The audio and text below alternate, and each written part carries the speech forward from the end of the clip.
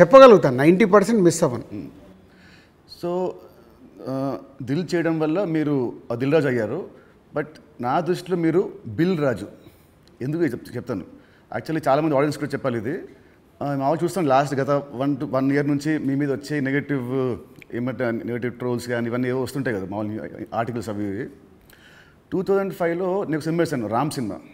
అది రిలీజ్కి ఫైనాన్షియల్గా మేము చాలా అప్పుడు రిలీజ్కి మేము కొంచెం ఇబ్బందులు ఉండే. అండ్ అప్పుడు మాకు టర్మ్స్ అంతా బాగాలేవు, మా టర్మ్స్ మనకు. అయినా మీరు వచ్చి ఆ రోజు నైట్ ఒక పెద్ద అమౌంట్కి మీరు సైన్ చేశారు. సో టర్మ్స్ బాగాలేనప్పుడే మీరు హెల్ప్ చేశారు. ఇలాంటివి మీరు చాలామంది హీరోస్కి, చాలా ప్రొడ్యూసర్స్కి, డైరెక్టర్స్కి మీరు చాలా హెల్ప్ చేస్తారు. ఇది నాకు తెలుసు. సో ఈ మధ్య వచ్చి మీరు ఒక సినిమా బొక్కేస్తారంటే అది నాకు I want to clear to audience that ప్రతి సినిమా చిన్న పెద్ద లేకుండా అందరు హెల్ప్ చేసేవాడు మీరు. అండ్ దీంట్లో చాలా డబ్బులు మీకు చాలామంది మీకు వెనక్కి మీకు ఇచ్చారు లేరు కూడా నాకు తెలియదు. బట్ ఈ హెల్ప్ చేసిన ఇంతమంది మీరు కష్టాల్లో ఉన్నప్పుడు వీళ్ళు కూడా మీకు తిరిగి హెల్ప్ చేస్తారని అనుకుంటున్నారా?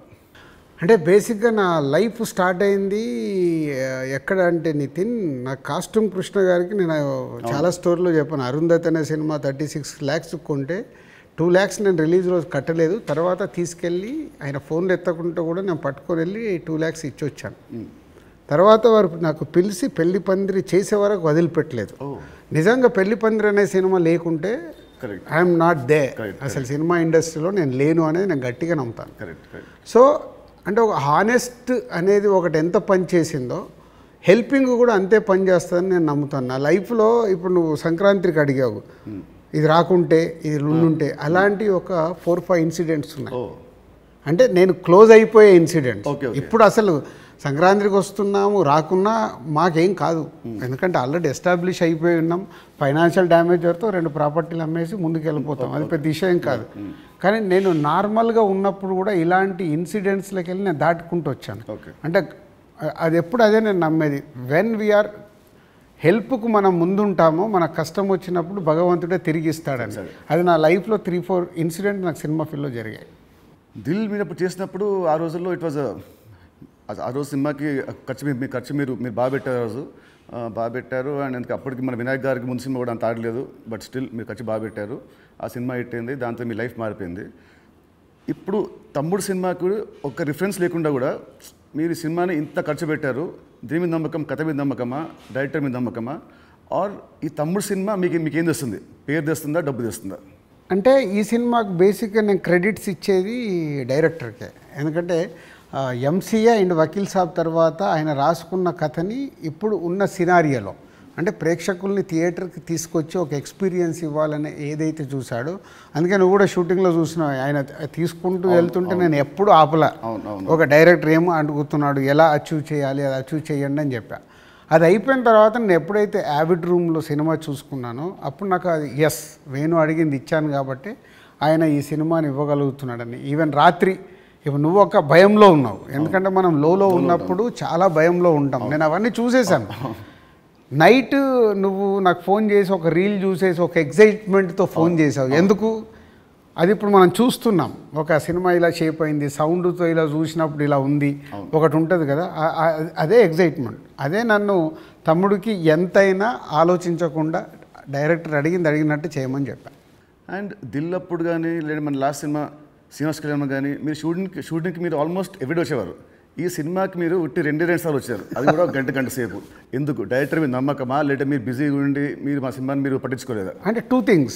ఇప్పుడు అనిల్ రావిపూడి కానీ, వంశీ పైడిపల్లి కానీ, అలాగే ఇప్పుడు శ్రీరామ్ వేణు కానీ, అంటే నాతో వాళ్ళందరికీ big journey, number of movie చేస్తున్నాం. అంటే వాళ్ళ వేవ్ లెంత్ ఏంటో నాకు తెలుసు. సో తెలిసినప్పుడు నేను వాళ్ళ దాంట్లో నేను ఇంటర్ఫియర్ కాను. సో నాకు కథ దగ్గర అనిపించింది చెప్తాను, ఎడిటింగ్ రూమ్లో అనిపించిందే చెప్తాను. నాకు ఇలా అనిపిస్తుంది, మీరు చూసుకోండి, ఇలా చెయ్యండి అని నేను చెప్పను వాళ్ళకు. ఎందుకంటే వాళ్ళకి నాకు క్వశ్చన్ వేస్తే దే విల్ అండర్స్టూడ్, అంటే నేను ఏం ఫీల్ అవుతున్నాను ప్రేక్షకుల్లాగానే. కొంతమంది దర్శకులతో ఇలా నాకు సింక్ అవుతుంది, అలా సింక్ అయిన వాళ్ళే వీళ్ళు. అందుకే వీళ్ళతో నంబర్ ఆఫ్ సినిమాలు చేసినా వాళ్ళు అది అవుట్పుట్ తెచ్చుకోవడానికి వాళ్ళే ఎక్కువ కష్టపడతారు, ఎందుకంటే వాళ్ళకు రిజల్ట్ కావాల్సిందే కదా. సో నేను ఇప్పుడు శ్రీనివాస కళ్యాణం ఉంది, ఇప్పుడు శతమానం భవ తర్వాత శ్రీనివాస కళ్యాణం చేస్తున్నాను కాబట్టి ఫుల్ టైం సో అక్కడే ఉండి ఎలా తీయాలి ఏంటి, సో ఏదైనా తప్పు జరుగుతుంటే కూడా సతీష్కు చెప్పి కరెక్ట్ చేయడం. సో అది నా ప్రాసెస్. ఏ సినిమాకు ఉండాలి ఏ సినిమాకు ఉండకూడదని నేను ముందే ఫిక్స్ అవుతాను. సో తమ్ముడు అనేది దిల్ రాజు సినిమానా లేదంటే వేణుశ్రీరామ్ సినిమా? వేణుశ్రీరామ్ సినిమా 100% మొత్తం ఇంటర్గ్రేట్. సో ఇంకోటి ఇప్పుడు మామూలుగా మిమ్మల్ని ఏం అడుగుతారు, ఇప్పుడున్న దిల్ రాజు పాత దిల్ రాజుకి ఏం చెప్తాడని అందరూ అడుగుతారు. నేను అడిగేదంటే అప్పుడున్న ఓన్లీ రాజు ఇప్పుడున్న దిల్ రాజుకి ఏం చెప్తాడు? అది 22 years జర్నీ.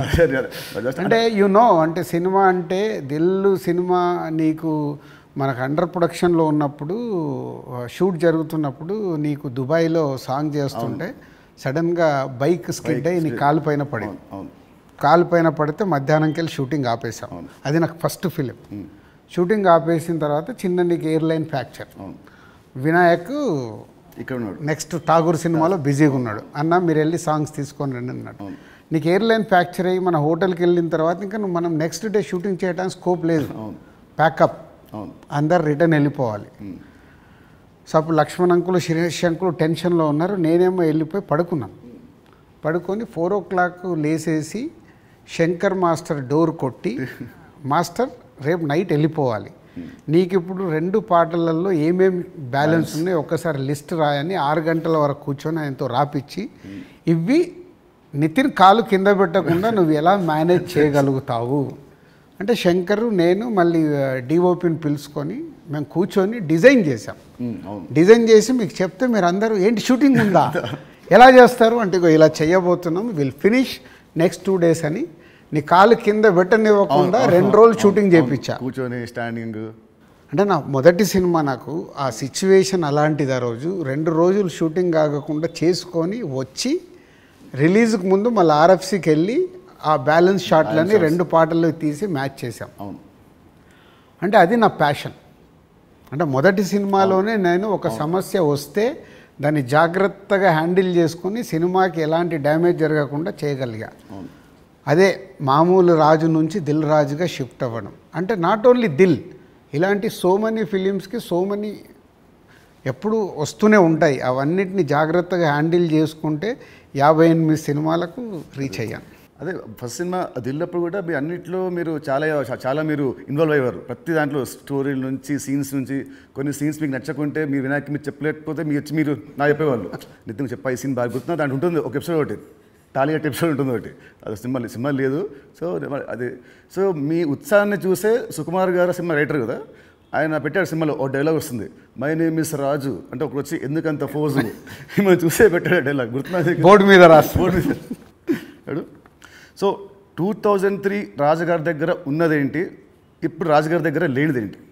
ఉన్నది 2003కి ఇప్పటికి ఉన్నది. సినిమా అంటే అవలీలగా ఎక్స్పీరియన్స్తో పాటు వచ్చిన ఎక్స్పీరియన్స్తో పాటు సో ఈజీగా ఎలాంటి సిచ్యువేషన్ అయినా హ్యాండిల్ చేసే కెపాసిటీ అండ్ సినిమా పైన ఇంకా అవగాహన ఉంది. ఇది సాధించాను. లేనిది 2003 నుంచి 2010 వరకు ఒక్కొక్క సినిమా తీస్తూ ఒక్కొక్క కొత్త డైరెక్టర్తో జర్నీ చేస్తూ అద్భుతమైన జాబ్ సాటిస్ఫాక్షన్తో జర్నీ చేశా. 2014 తర్వాత అంటే ఆ పీరియడ్ తర్వాత నంబర్ ఆఫ్ ప్రొడక్షన్స్కు షిఫ్ట్ అయిపోయి సో దాన్ని ఎంజాయ్ చేయలేకపోతున్నా. అది ఇప్పుడు లేదు, ఆ ఎంజాయ్మెంట్ లేదు. Job satisfaction enjoyment job satisfaction ఉంది. ఎంజాయ్మెంట్ అంటే మార్నింగ్ 7కు నేను లొకేషన్కి వెళ్ళిపోయి ఈవినింగ్ ప్యాకప్ వరకు ఉండి మళ్ళీ వచ్చి నెక్స్ట్ డే సీన్ గురించి వెళ్ళి ఆఫీస్లో కూర్చొని 10 వరకు కూర్చొని అదొక ఎంజాయ్మెంట్ నాకు. I'm missing that. ఇప్పుడు ఆడియన్స్ సినిమా థియేటర్కి చెప్తారు మామూలు, ఇప్పుడు ఆడియన్స్ ఇప్పుడు ఎక్కువ రావట్లేదు, అది ప్రొడ్యూసర్గా ఏం చేయాలో మీరు చెప్తున్నారు. ఫర్ అ చేంజ్ మీరు హీరో అయితే హీరోగా మీరు ఆడియన్స్ థియేటర్ రావడానికి మీరు ఏం చేస్తారు? ప్రొడ్యూసర్గా చెప్తున్న దిల్ రాజు చెప్తున్న అన్ని పాయింట్స్ని నేను నితిన్ ప్లేస్లో ఉంటే నేను ముందడిగేసి అరే ఇవన్నీ ముందు మొదలు పెడదామని మొదలు పెడతాను. సరే, దిల్కి అండ్ తమ్ముడికి ఈ మధ్యలో మీరు ఏమంటారు నా పర్ఫార్మెన్సా నాలో చూసిన చేంజ్ ఏంటి, మార్పు ఏంటి, ప్లస్ అండ్ మైనస్? ప్లస్లు చాలా. నువ్వు అప్పటికి ఇప్పటికీ ఏంది న్యాచురల్గా ఒక 22-23 years నువ్వు యాజ్ యాక్టర్గా ఇక్కడ వరకు జర్నీ చేసావు. అంటే నాకంటే సీనియర్ నువ్వు, యాక్చువల్ 1 year సీనియర్. నేను 2003లో ప్రొడ్యూసర్ని అయ్యా, నువ్వు 2002లోనే హీరో అయ్యా. ఈ మొన్న సంక్రాంతికి ఒక సినిమా మీ ఫ్యాన్స్ సర్కిల్ చాలా లాస్ అయింది. నెక్స్ట్ సినిమా ఇమ్మీడియట్ 3 days గ్యాప్లో అది మళ్ళీ అది వెళ్ళిపోయింది. ఈ మధ్యలో ఈ 3 రోజుల్లో మీ థాట్ ఏంటి? నెక్స్ట్ సినిమా కూడా అది కూడా పోతే అప్పుడు పరిస్థితి ఏంటి? మీ మైండ్లో రన్ అయిన మీ ఫీలింగ్ ఏంటి?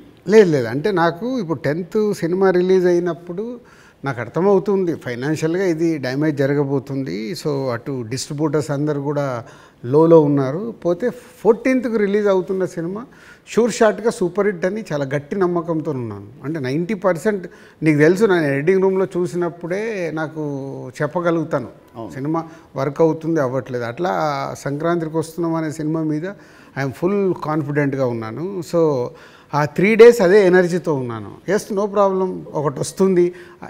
ఇది ఎంత డ్యామేజ్ అవుతుంది, అది ఎంత రికవర్ చేస్తారో నంబర్స్ తెలియదు, బట్ అది మ్యాజిక్ అనేది ఇట్స్ ఎ మిరాకిల్. బట్ ఆ పీరియడ్లో యూఆర్ కాన్ఫిడెంట్ మళ్ళీ ఇది అయిపోయింది మళ్ళీ నేను అంటే ఒక సినిమా రిలీజ్ ముందు నాకు మేబీ నా 6th సెన్స్ కావచ్చు, చూస్తున్న కంటెంట్ వల్ల కావచ్చు,